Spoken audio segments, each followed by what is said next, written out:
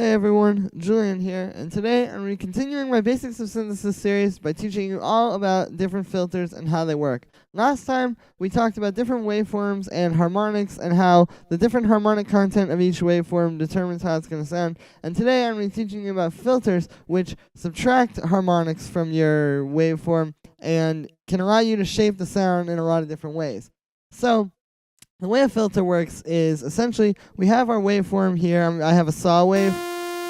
And as you can see, it's very harmonically rich. There's a lot of peaks here, or a lot of these points here. We have our fundamental harmonic, and then we have all these ones over top of it.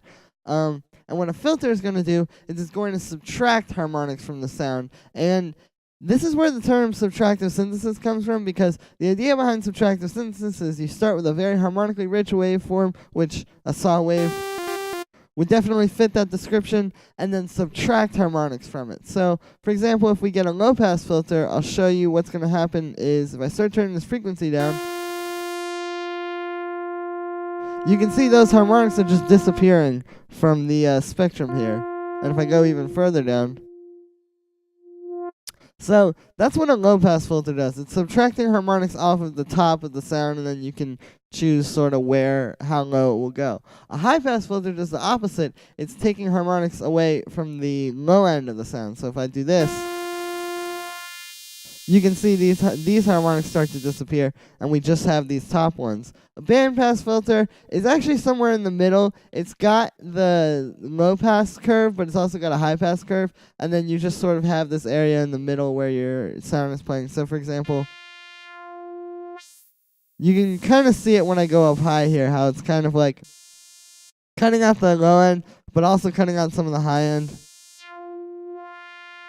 And then when I go down here, it's kind of like, it's not perfect, but it's shaped kind of how this little picture looks.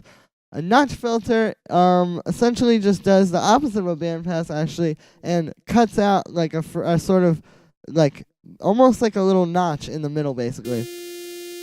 And as you can see, if I do it up high, you can really see that notch. So you can see, like, there's literally just a notch there in the middle of that sort of range. So these are the different filters. And yeah, that's pretty much how they work.